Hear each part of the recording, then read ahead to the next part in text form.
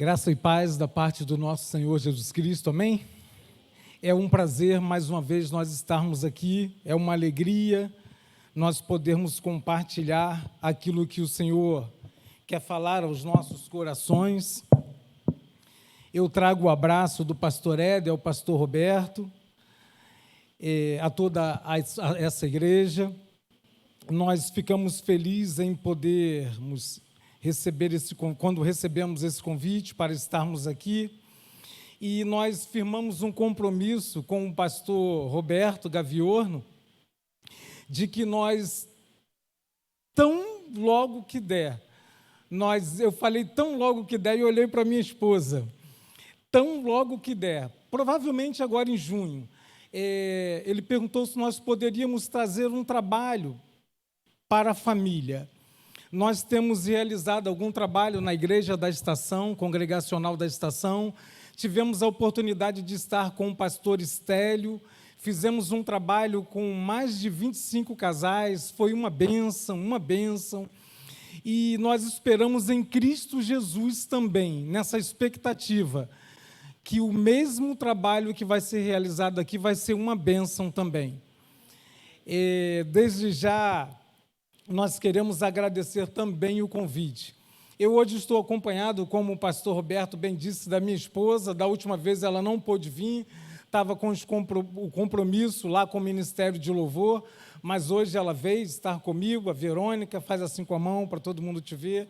É a mulher mais linda desse mundo, é a mulher que Deus separou para estar comigo por todos os dias da minha vida. Amém?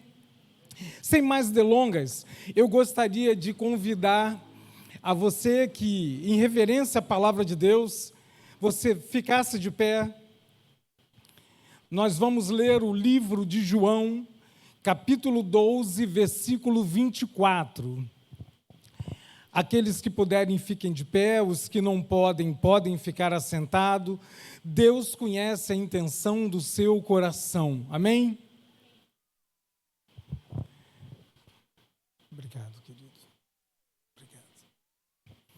João 12, capítulo 12, versículo 24. Todos acharam? Amém? Amém. Leiamos. Em verdade vos digo, se o grão de trigo caído na terra não morrer, fica ele só, mas se morrer, produz ele muitos frutos. Vamos repetir todos juntos? Em verdade vos digo, se o grão de trigo caindo na terra não morrer, fica ele só, mas se morrer, produz ele muitos frutos. Podeis assentar. Querido Deus, eterno Pai, uma vez mais, Senhor Deus, nós queremos te pedir, Senhor, que essa noite, Pai, seja uma noite marcada em nossas vidas, seja uma noite, Senhor, aonde o Senhor venha escrever ao nosso coração, aonde o Senhor venha escrever na nossa mente, Pai, que precisamos morrer para gerar vidas. Pai, que nessa noite, o Teu Espírito Santo que passeia no nosso meio tenha liberdade, Senhor. Nós estamos na casa do Pai, a mesa está posta, o Senhor está aqui no nosso meio. Senhor, e por isso te louvamos. Fala, Pai, uma vez mais aos nossos corações, Pai. Em nome de Jesus, amém. Amém. Nós vamos fazer uma passagem, antes de adentrarmos no texto propriamente dito. A gente vai voltar um pouquinho atrás, esse período desse texto, desse versículo que nós lemos, é quando os gregos que estão em Jerusalém, eles chegam até a Filipe e a André para conhecerem a Jesus. Diversos gregos. E antes disso, Jesus ele passa na casa de Lázaro. Lázaro já havia morrido e ressuscitado. Jesus passa na casa de Lázaro e lá ele é ungido por Maria. Logo depois que isso acontece, existe a entrada triunfal de Jesus Cristo em Jerusalém. E nesse momento em que Jesus entra em Jerusalém, logo depois, os gregos começam a chegar perto de André e de Filipe e perguntarem a ele quem era Jesus, que queriam conhecê-lo. E a gente entende que, pelo fato do nome André e Filipe serem nomes, praticamente um nome grego, de origem grega, provavelmente esses homens falavam grego. E por isso eles não foram, talvez, direto a outros discípulos, mas foram direto a André e a Filipe. Eles eram homens de Betsaida, era uma cidade no norte do Mar da Galileia.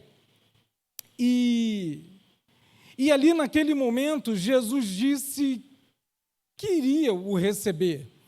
Mas Jesus ele diz isso de uma forma diferente.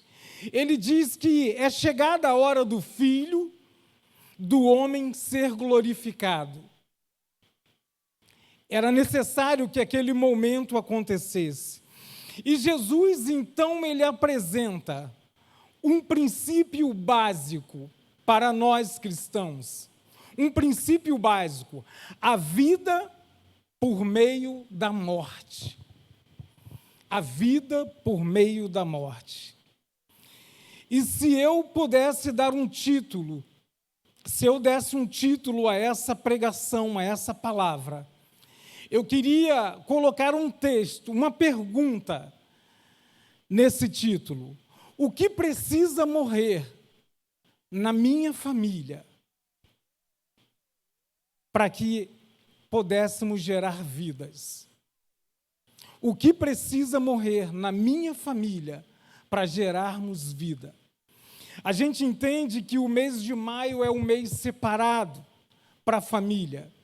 A gente entende que as famílias hoje elas têm vivido deteriorações espirituais e moral.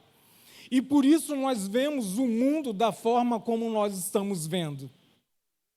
E em meio a esse princípio básico de Jesus, a vida por meio da morte, ele cita justamente o trigo.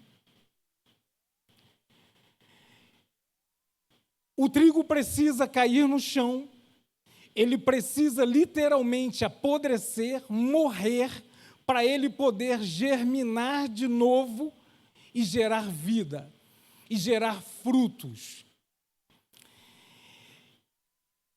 E daí eu fui procurar um pouco mais fundo, pastor Roberto, o teor dessa palavra morte, ali nos livros, dentro do pensamento grego. E aí nós somos surpreendidos pelo que a palavra de Deus nos apresenta. E vemos ainda, no livro de Atos, capítulo 7, quando Estevão começa a fazer a defesa, a autodefesa dele. E quando Estevão, no capítulo 7, ele começa a relatar a defesa dele em frente àqueles homens, aqueles sábios, aqueles homens sirineus, alexandrinos, homens da Cilícia, da Ásia, ele começa a ter uma revelação do Espírito Santo de Deus, ele começa a ter uma sabedoria que vinha do Espírito Santo de Deus. E aqueles homens não encontravam argumento contra o Espírito Santo de Deus que habitava em Estevão. E num dado momento, a verdade, a palavra de Deus, ela nos confronta, ela confronta o homem com o seu pecado. E quando ele começa a tocar em algumas situações de verdade, a gente vê que aqueles homens corrompem outros homens para falar uma mentira acerca de Estevão. Estevão é levado para um lugar, arrancam a roupa dele e começam a apedrejá-lo. Estevão olha ajoelhado no chão, ele está se prostrando para adorar. E esse também é o significado para o grego, se prostrar, sair da tua condição de estar em pé e cair. Era exatamente isso que Jesus estava dizendo também a respeito. Nós vamos ver outras colocações também, mas era exatamente isso que o Senhor estava falando acerca do trigo. E a gente vê mais adiante que começam a apedrejar Estevão. Estevão olha para o céu e ele vê o Senhor num trono, ele vê Jesus em pé à sua direita. Logo depois, Estevão, ele olha para aquelas pessoas, ele volta a olhar para o céu e ele diz: Senhor, não impute a ele a minha morte, esse pecado.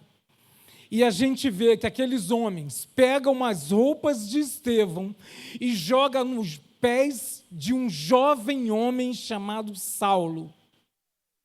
Aquela roupa certamente estava marcada pelo sangue da vida de um justo. E ela cai exatamente aos pés de Saulo. A partir daquele momento começa a haver uma perseguição desenfreada sobre a igreja.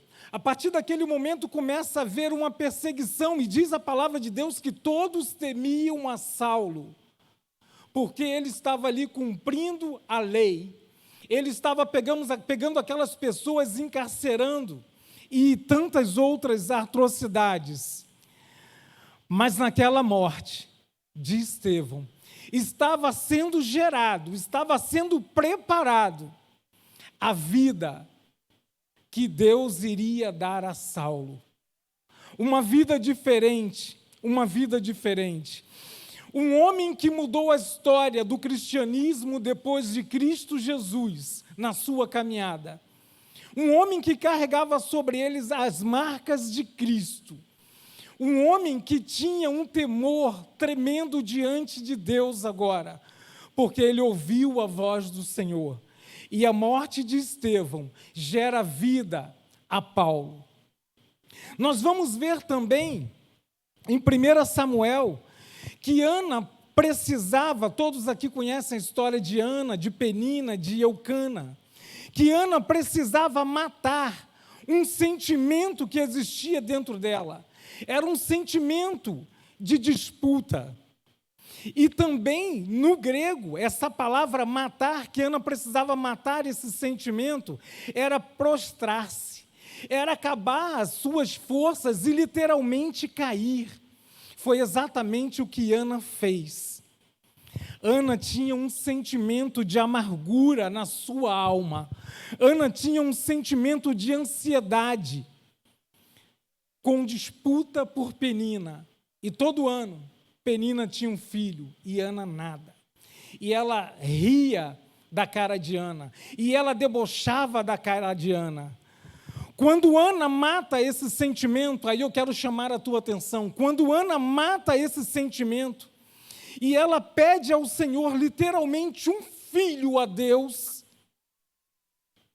para entregar esse filho como sacerdote ao Senhor. Isso é profundo. Ana pede um filho a Deus não mais para disputar com Penina o lugar dela. Ela pede a Deus um filho para apresentar esse filho ao Senhor e para entregar esse filho como sacerdote ao Senhor. E o que acontece? Ela acha graça aos olhos de Deus. E Deus gera um milagre em Ana. E esse milagre que Deus gera parece redundante, mas é gerar uma vida dentro dela. E eu quero chamar a tua atenção para uma coisa. Quantas famílias hoje precisando deixar morrer o orgulho, o egoísmo, a falta de diálogo, a autoridade excessiva, a vingança, para que Deus possa gerar dentro de você o autocontrole, a humildade, o diálogo, a submissão e o perdão. Quantas das vezes carregamos, nutrimos dentro de nós esses sentimentos? Era o mesmo sentimento de ansiedade, de amargura que Ana carregava dentro dela. Aí nós vamos mais adiante um pouquinho, voltamos para o Novo Testamento. Nós vamos ver Marta e Maria. Quando Jesus chega, elas começam meio que reclamar de Deus, do Senhor. Se o Senhor tivesse aqui, meu irmão não teria morrido. Se o Senhor tivesse aqui, não tivesse demorado, ele não teria sido sepultado. Essa morte é a morte do apodrecimento da matéria. É a morte do apodrecimento da matéria. É a mesma morte que Jesus fala do trigo. Ele precisa cair no chão. Precisa apodrecer para gerar vida. E eu entendo e eu vejo, meus irmãos, que a morte de Lázaro foi para a glória de Deus Pai na vida de Cristo Jesus. Através daquela morte, já há 4 dias, já estava fedendo, corpo inchado, aqueles panos com certeza todos eles sujos. E o Senhor chama Lázaro para fora. E Lázaro vem com pele de criança. Eu quero chamar a tua atenção para uma coisa. Muitas das vezes nas nossas vidas, na vida de nossos familiares, nós vemos pessoas céticas, pessoas que já não acreditam, conhecem um Senhor, mas o conhecem por aquilo que leem, por aquilo que ouvem, mas de não ter vivido com Deus uma experiência. E muitas das vezes nos tornamos céticos. Algumas atitudes que o Senhor pode levar a fazer em nossas vidas. Aquele homem morre, mas os incrédulos, os murmuradores, vão saber agora quem é o Filho de Deus, quem é Jesus Cristo. E a prova disso é que quando Jesus, ele chega naquele lugar, que ele passa depois de novo pela casa de Marta, depois que ele vai para Jerusalém, e depois, quando os gregos querem o conhecer, é justamente por conta da ressurreição de Lázaro. Talvez você ache hoje que o amor, a fé, a esperança morreram também em você.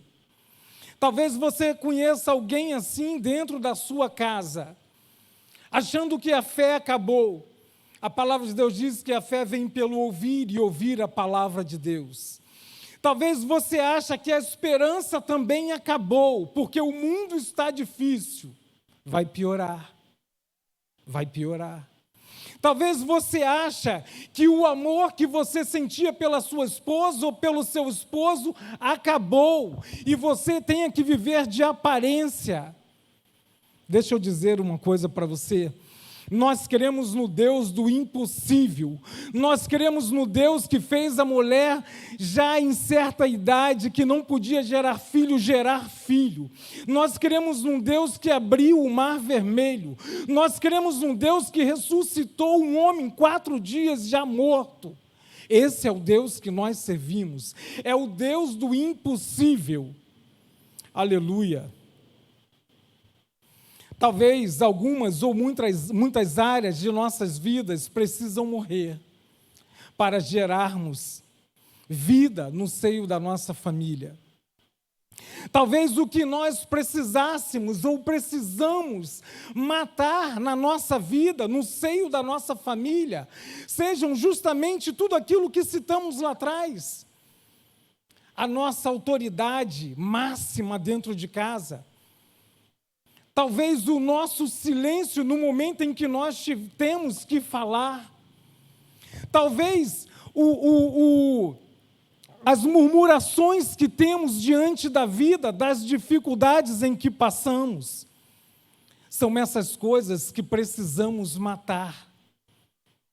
Nós não precisamos matar a nossa fé, a nossa esperança, a nossa expectativa de um dia melhor com o Senhor. Nós precisamos matar tudo aquilo que vai matando a nossa fé, matando o nosso amor, matando a nossa esperança.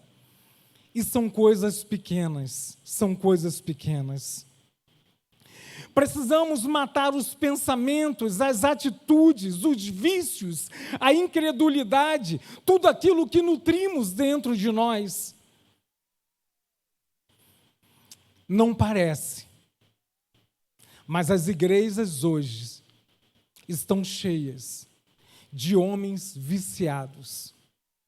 Não parece, mas as igrejas estão cheias hoje de pessoas incrédulas. O pastor hoje pela manhã ele pregava, e em algum momento ele citou Pedro. Quando Satanás começa a falar de Pedro e pede para cirandar a Pedro. Pedro até então era convertido? Essa foi a pergunta que o pastor fez para a igreja. Pedro até então era convertido? Quando Satanás pediu para peneirar Pedro, Pedro era convertido. Pedro já era convertido. Mas Pedro precisava, o Senhor poderia falar não para Satanás, mas o Senhor pede para que Deus preserve a sua vida. Para que Deus preserve a sua vida. Porque ele iria sair forte, ele iria sair alicerçado, e através da vida deles, através do sofrimento dele, pessoas iriam ter mudanças de vidas. Eu não sei como está a sua vida. Eu não sei como está a vida do seu cônjuge. Eu não sei como está a vida do seu filho. Mas o que precisamos matar para que a sociedade possa ver essa mudança no seio das nossas famílias cristãs hoje, no Brasil e no mundo? Uma certa feita, eu vi um vídeo, e esse vídeo me chamou muito a atenção. E hoje, na hora em que estava preparando essa palavra, eu lembrei desse vídeo. Havia um jovem num restaurante sentado, ele estava com uma xícara de café, e abaixo da xícara, o pires, e o garçom vem e esbarra nele, no braço dele, e o café cai. O café cai. E ele faz uma pergunta: por que eu derramei café? Aí muitos poderiam dizer, por displicência do garçom, por falta de cuidado seu. E ele vira e ele diz assim: eu derramei café, porque não era chá que estava dentro da xícara. Não era a água que estava dentro da xícara. O que foi derramado foi café. O que foi derramado era café. O que nós temos derramado da nossa vida, quando entre trancos e barrancos esbarram na gente? É aquilo que temos dentro de nós. Se eu tenho amor, se eu tenho perdão, se eu tenho justiça, eu vou derramar tudo isso. Mas se eu tenho dentro de mim raiva, ira, ódio, murmuração, é isso que eu vou derramar, porque é isso que eu tenho dentro de mim. No momento mais difícil do nosso Senhor Jesus Cristo, que foi o momento da cruz, em que ele olha para o céu, ele já estava, o corpo totalmente danificado pelos açoites, já estava muito ferido, o corpo doendo, com febre certamente, ele carregava sobre si os nossos pecados, as nossas enfermidades, e Isaías vai revelar isso. Ele olha para aquele povo todo ali embaixo, e ele olha para o céu e ele diz: Senhor, perdoa-os, porque eles não sabem. Pai, perdoe, porque eles não sabem o que fazem. Sabe por quê? Jesus estava derramando aquilo que havia nele. Havia amor nele. Havia amor. E nós? O que temos derramado de nós na nossa família? É o mês da família. O que eu, Adriano, tenho derramado dentro da minha casa? O que eu tenho derramado, transbordado? O que a Verônica, minha esposa, tem derramado dentro de casa? O que os meus filhos têm derramado dentro de casa? O que temos derramado? O que temos nutrido dentro de nós? Precisamos morrer. Precisamos matar aquilo que nós temos nutrido, que tem desagradado a Deus. Talvez a falta de coragem, talvez o desânimo, talvez o abatimento, talvez tristeza, talvez amarguras do passado, talvez palavras que foram lançadas em hora erradas, talvez o perdão. O que precisamos derramar? Nós entendemos e aprendemos isso com os nossos pastores, com os nossos professores, que o sangue dos mártires, eles caíram no chão para gerar vida na igreja.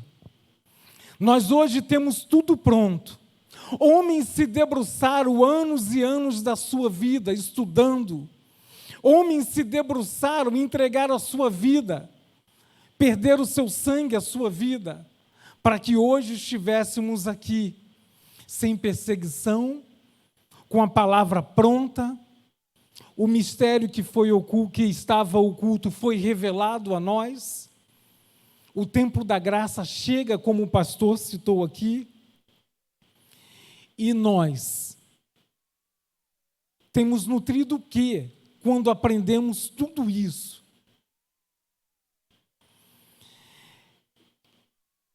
Eu li uma outra frase, que essa frase também marcou muito ao meu coração. É comum suceder que um homem determinado chegue a ser realmente útil para Deus, só quando ele enterra seus objetivos e suas ambições pessoais. Se nós temos um objetivo nesse mundo, se nós temos ambições pessoais nesse mundo, nós só vamos ser úteis a Deus em sua plenitude quando nós enterrarmos isso. Buscai primeiro o reino dos céus e as outras coisas vos serão acrescentadas. O que eu deixo hoje para cada uma da família dessa igreja, cada representante de uma família, é que você pare nessa noite para pensar, você que é filho, você que é pai, você que é mãe, você que é esposa, você que é esposo, você que é avô, você que é neto.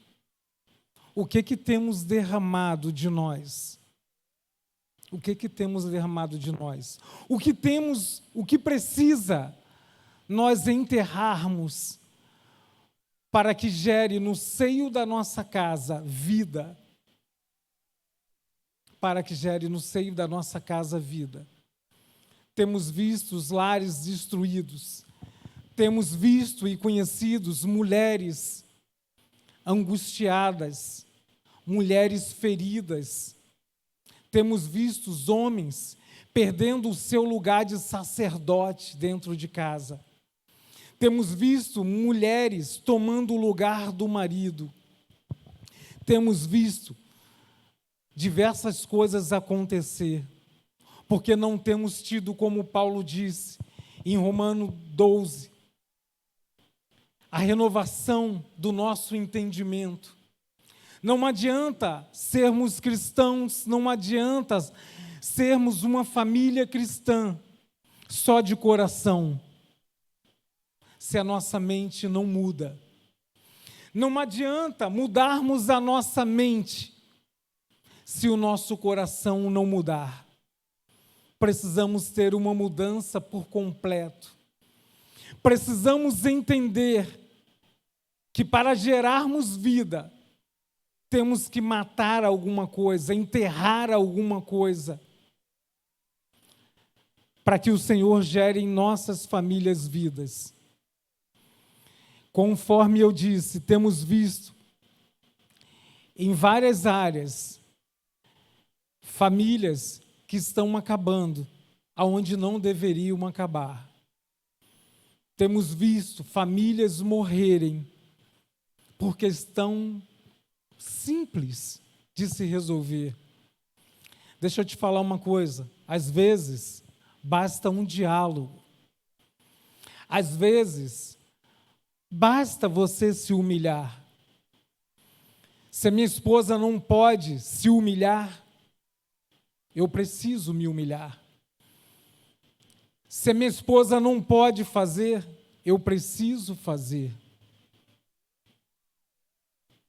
Eu não posso perder o lugar na minha casa de sacerdote, de rei. A esposa não pode perder o papel dela de mulher sábia. Antes de toda mulher ser submissa, ela é sábia. Ela é sábia. E tantas das vezes, em algumas circunstâncias das nossas vidas, por coisas tão pequenas, e depois é tarde demais, porque depois o inimigo, ele faz o que quer, ele fica assistindo, e aí já foi tarde, porque foi destruído. Nós estamos num país onde nós vemos hoje que inúmeros casamentos, eles não chegam ao primeiro ou ao segundo ano. Não chegam ao primeiro ou segundo ano. Sabe por quê? Eles falam que houve incompatibilidade de gênios. A gente resolveu. Já se casam pensando, se não der certo, eu me separo. A família é uma instituição que Deus criou. E nós precisamos estar ligados àquilo que o Senhor fala através da sua palavra. É necessário que haja mudança na nossa vida. É necessário que nós homens deixamos de lado o machismo, mas que possamos viver em meio à palavra. É necessário que os filhos entendam aquilo que os pais estão falando, porque os pais já passaram, têm uma experiência maior na sua vida. A gente vê jovens que começam a namorar, a menina da igreja, o menino do mundo, e ela diz assim, vai ser fácil, eu vou trazer ele para cá. Deixa eu te falar uma coisa, não é não. É mais fácil ele te tirar daqui. Alguns anos atrás eu perdi uma irmã que eu amava muito, já estou terminando. Eu perdi uma irmã que eu amava muito. Essa irmã, ela era uma mulher de Deus, uma mulher usada pelo Senhor, uma mulher cheia de autoridade. E ela um dia conheceu um jovem. Esse jovem estava no mundo. E várias pessoas deram conselhos porque eu conhecia e conhecia a sua trajetória de vida. Mas aparentemente um rapaz bom, uma pessoa boa, uma pessoa trabalhadora, idônea, mas cheio de mazelas e maldições na sua família. E minha irmã casou-se com aquele homem. E minha irmã, num dado momento, ela foi traída por esse marido e ela descobriu. A minha irmã já estava fora do evangelho. E o que sobrou foi lágrimas, ameaças de morte, ameaça a tal ponto dele falar que iria pegar ela, iria amarrar o pescoço dela num carro e arrastar ela pelo bairro. E é duro, é difícil nós ouvirmos isso como irmão, como conhecido, como um parente. E num dado momento ela não voltou para o Evangelho. E quando ela começa a caminhar de novo para o Evangelho, aprove o Senhor levar a minha irmã. Mas eu lembro que em toda essa caminhada dela, ela por diversas vezes foi ameaçada de morte. E por tantas vezes, tantos conselhos que foram dados. Deixa eu falar uma coisa para você, jovem, que não casou ainda. Você que está na flor da idade. Quando um homem como esse, uma mulher como essa, quando um homem como o seu pastor, trouxeram uma palavra de conselho para você, ouça.